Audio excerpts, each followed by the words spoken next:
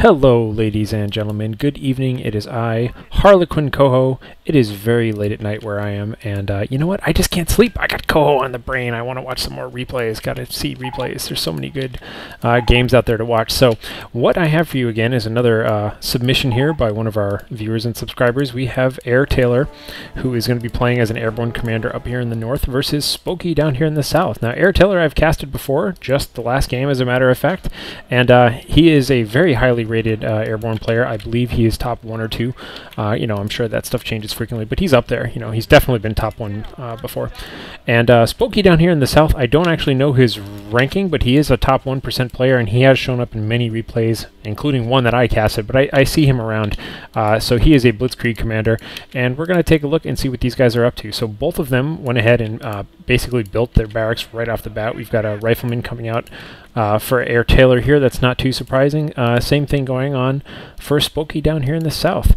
I'm curious to see if we've got a hero unit coming out. Yes, accomplished Volksgrenadiers coming out for Spoki. Meanwhile, AirTaylor, we'll take a look and see how long it's going to take him to get this unit out. I'm going to have to go ahead and switch right on back there. Click, click. There we go. And you can see it's just about done for him.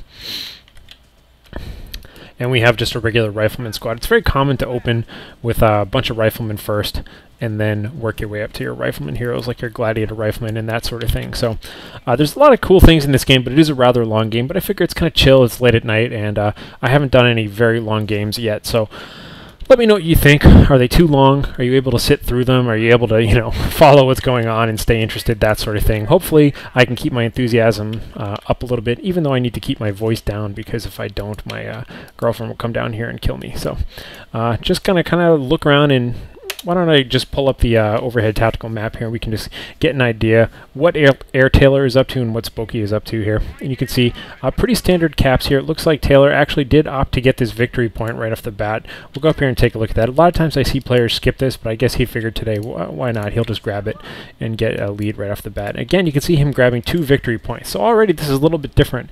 I've been quoted before as saying that, you know, typically that's kind of a newbie thing to do, but I want to see where he goes with it, because AirTaylor is definitely not a newbie. So we'll see how exactly he plans on leveraging that. Meanwhile, just continuing to cap across the board. Surprised, honestly, that he skipped this capture point. That's usually a pretty important one, but maybe he just felt that since he opted to grab 1 in this region, he wanted to keep moving and grab some ammo. I know I love ammo right off the bat. But you'll see it's a pretty effective grab that he's done. He's grabbed most of the board, left and right, taking advantage of cover here with his engineers. He was able to fight off the pioneers. It looks like they're just retreating away. I think those were the hero pioneers, but we'll have to check on that. Meanwhile, the accomplished Volksgrenadiers are having a nice little firefight. The riflemen appear to be behind green cover, and it looks like this is green cover too for the accomplished Volksgrenadiers. They're standing behind that well. So riflemen, I wouldn't be surprised if they just have a total advantage here. They've lost 1 unit. The accomplished Volksgrenadiers have lost 2 units.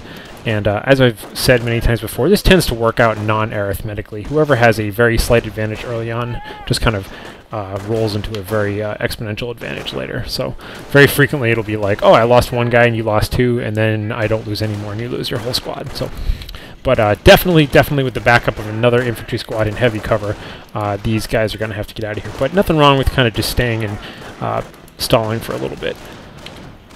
Meanwhile, a second squad of Volksgrenadiers pops up to take a look at this, and he's continuing to capture around the map. I'm just going to keep moving around to take a look at this sort of stuff. And here comes the beloved Fatherland HMG team.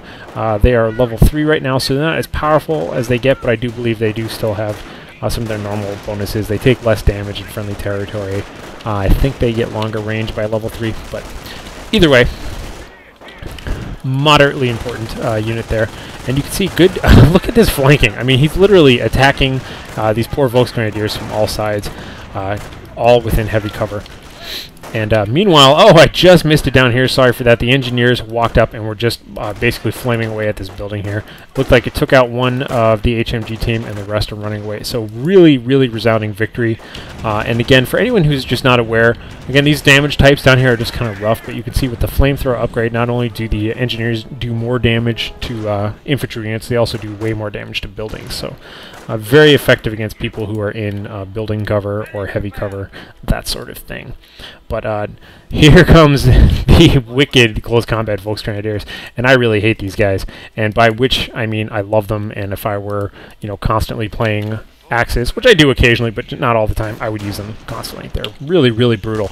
As you can see, the close combat Volksgrenadiers are all armed with these MP40s, and they are just wicked at close range. I've been assured that they're just as good as just normal Volksgrenadiers with MP40s, but it really feels like they have exponentially more damage at close range than you would expect.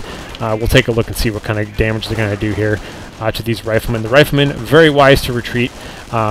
It's difficult, since they move at normal speed, it's difficult to ever like get away from them when they're chasing you. You just have to make sure you keep equal distance from them if you want to avoid that extra close combat damage.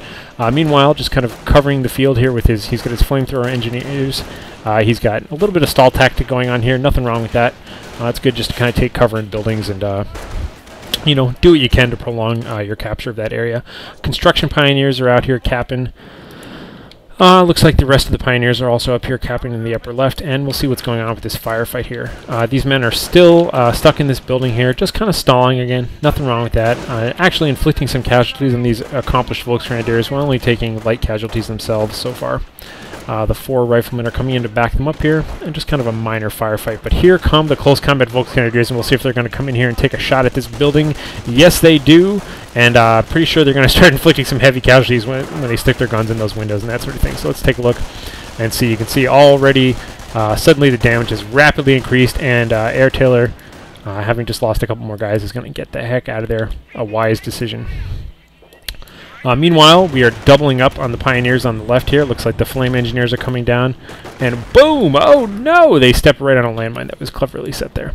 It's always a good trick just to kind of identify where you're likely to be back-capped and just kind of mine it up if you got the extra ammo. Meanwhile, the Krieg barracks is going up right away. Spoki not sparing any time to get that up. And in typical AirTaylor fashion, I've seen him do this before, he's just going to go ahead and get the supply yard up right away and go right into the motor pool. You can tell once again he hasn't tried to get the barracks up, or sorry, not the barracks upgrade, the Browning automatic rifle upgrade or anything like that. The close combat Volksgrenadiers here are still fighting it out, but unfortunately they're fighting at long range. As you can see here, they really want to get up there and close the distance. It would serve 2 purposes. They would get away from this kind of flanking action going on over here, and they'd finally get better use of their MP40. So this is a bit of an oversight. Perhaps Spoki's off doing something else, but Taylor is definitely engaged in the right way. You want to engage close combat Volksgrenadiers with multiple units, and you want to, you know, keep your distance. So no problem there. Let's take a look around here. Fatherland HMG team in a reasonably good support area, but you can see again Taylor is doing the right thing. Oh, but the flame engineers are coming up. Taylor's doing the right thing by trying to just flank machine gunners. Always do that, you know. I make this mistake all the time myself, where I think, oh, I'll just grin and bear it and charge the front of the machine gunner and hope I can kill him with some shots, and just you will always regret it. But pretty good cover there with the fire. And we'll take a look. So here comes our very first Greyhound, and I'll switch on back to AirTaylor here. The Greyhound is getting the armored skirts right away. I'm sorry, he'd already got the armored skirts. He's getting his 50 caliber machine gun upgrade.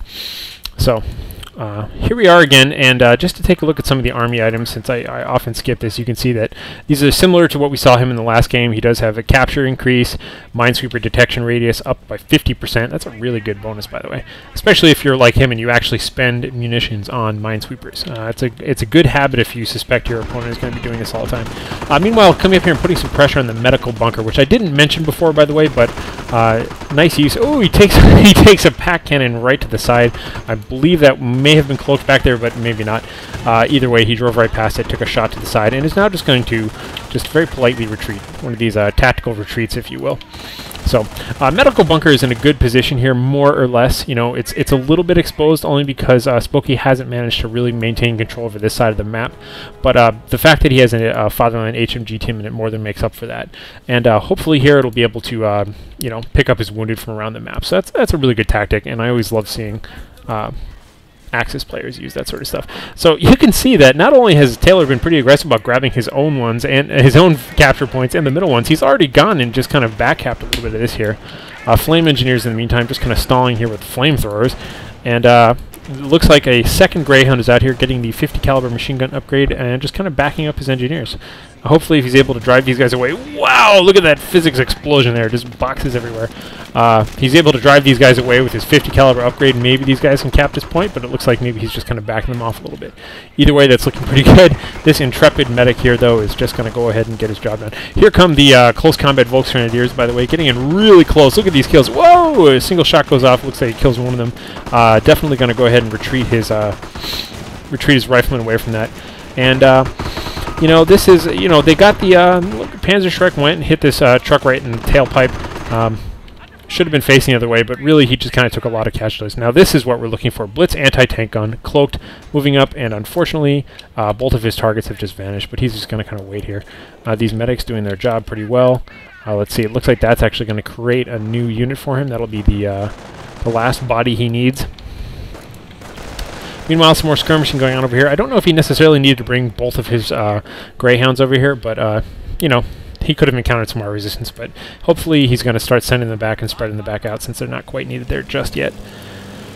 A couple of wounded close combat Volks here, and the pack gives away its location, unfortunately. That could have been a really good surprise for whatever Greyhound inevitably showed up to back up these riflemen.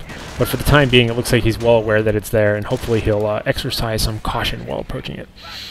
Just look at this constant. You can just see on the minimap every time a plane flies by. Oh, we're following its shadow here. Sorry, I'm getting distracted. It's late at night. I'm just like, you know, oh, pretty colors. Let me chase pixels around the screen. But that's looking pretty good. I'm all over that. Why not? Again, Minesweeper guys going around picking stuff up in the backfield. And like we saw before, you can see by this crater by the cap point here, it's not a bad idea to send your... Woo! Speaking of landmines, there goes a landmine right underneath this Greyhound armored car here. Destroyed engine. He's really slow, and now the pack is just laying waste to him. Luckily, these infantry are putting pressure on the pack, but the flamethrowers and the accomplished Volksgrenadiers putting pressure on the infantry. So really, that's kind of a net gain for Spoki there. There was a lot of counter and countering going on, plus not to mention the fact that these medics are just constantly picking up bodies.